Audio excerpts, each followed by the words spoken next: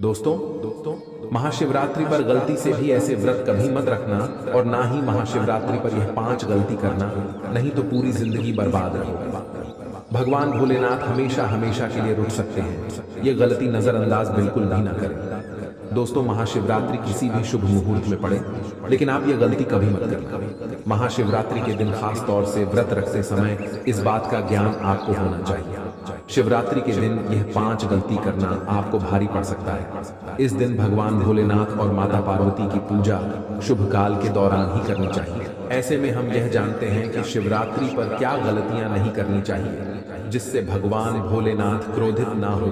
तो चलिए जानते हैं शिवरात्रि के दिन क्या करें। तो आप महाशिवरात्रि के दिन व्रत करें और सुबह जल्दी उठकर स्नान करें और साफ सुथरे कपड़े पहने शुभ काल में मंदिर जाकर भगवान भोलेनाथ जी को जल और दूध चढ़ाएं। इस दिन भगवान भोलेनाथ जी का ध्यान करें और ओम नमः शिवाय का जाप अवश्य करें। इस दिन आपको भोजन ग्रहण नहीं करना है। अगर आपने व्रत किया है तो सिर्फ फल खाकर ही व्रत पूरा करें। हो सके तो पूरा दिन फल ही खाएं और दूसरे दिन व्रत छोड़ें। अगर आपसे नहीं हो पा रहा हो तो आप एक समय में भोजन कर सकते हैं। दोस्तों, वीडियो शुरू करें उससे पहले वीडियो को एक लाइक अवश्य कर दें और कमेंट बॉक्स में जय भोलेनाथ अवश्य लिख दें, जिससे कि भगवान भोलेनाथ का आशीर्वाद आपको सीधे प्राप्त हो। सच्चे दिल से इस नियम को मानने वाला व्यक्ति भगवान भोलेनाथ जी को बहुत ही प्रिय होता है।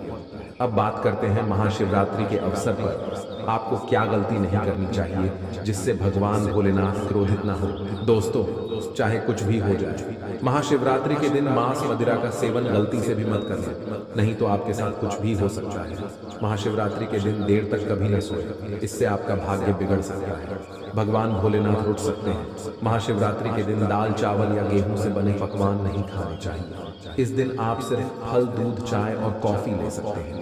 अगर आप भगवान भोलेनाथ जी को प्रसन्न करना चाहते हैं तो इस दिन काले कपड़े भूलकर भी मत पहनना।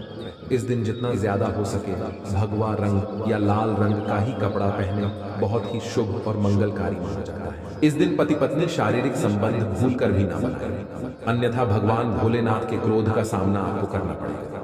इस दिन जितना ज्यादा हो सके दान पुण्य करें। भगवान भोलेनाथ को अगर खुश करना है तो यह बातें गांठ बांध ले दोस्तों, यह पाप कभी मत करना। महाशिवरात्रि के इस पावन अवसर पर शिवलिंग पर भूलकर भी यह चीजें मत चढ़ाना नहीं, तो जिंदगी भर आपको किसी बड़ी परेशानी का सामना करना पड़ सकता है।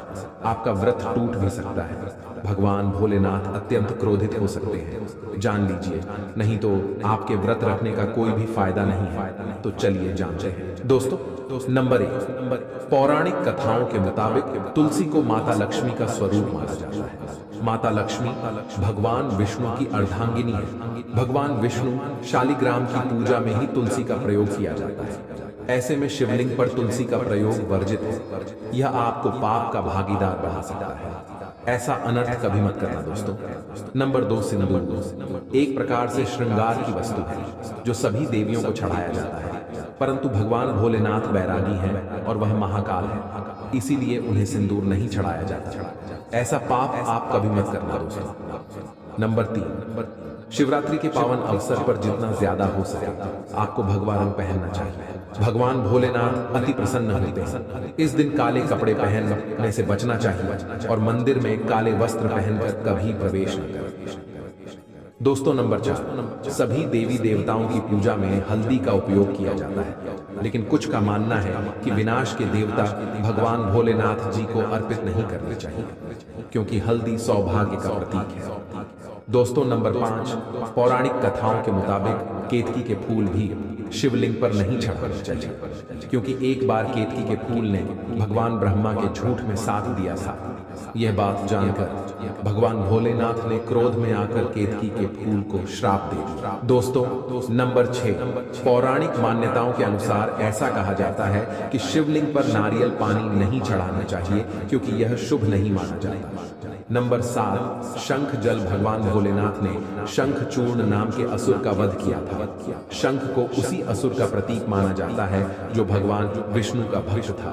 इसीलिए विष्णु भगवान की पूजा शंख से होती है, भगवान शिव की नहीं। दोस्तों, नंबर 8, तीर। यह भगवान विष्णु के मैल से उत्पन्न हुआ था माना जाता है, इसीलिए इसे भगवान भोलेनाथ को नहीं अर्पित किया जाना चाहिए। दोस्तों, नंबर 9, भगवान भोलेनाथ को अक्षत यानी साबुत चावल अर्पित किए जाने के बारे में शास्त्रों में लिखा है। टूटा हुआ चावल अपूर्ण और अशुद्ध होता है, इसीलिए यह भगवान भोलेनाथ को नहीं चढ़ता। आप ऐसा अनर्थ मत करना। चावल चढ़ाने से पहले ध्यान से देखें, कहीं चावल टूटा हुआ ना हो। खास तौर से शिवरात्रि पर यह चीजें भगवान भोलेनाथ को चढ़ाने से व्यक्ति का भाग्य चमक उठता है।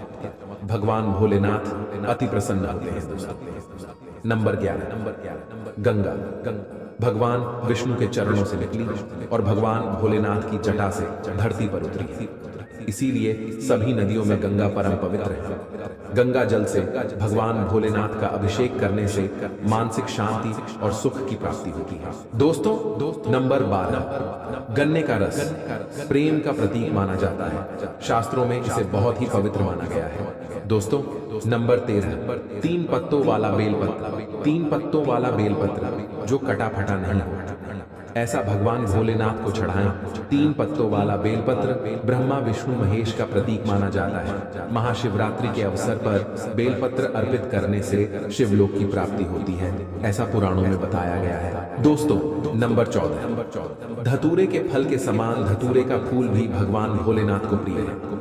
इसका कारण यह है कि यह सफेद होता है और औषधीय कारणों से गुणकारी होता है। मानसिक शांति के लिए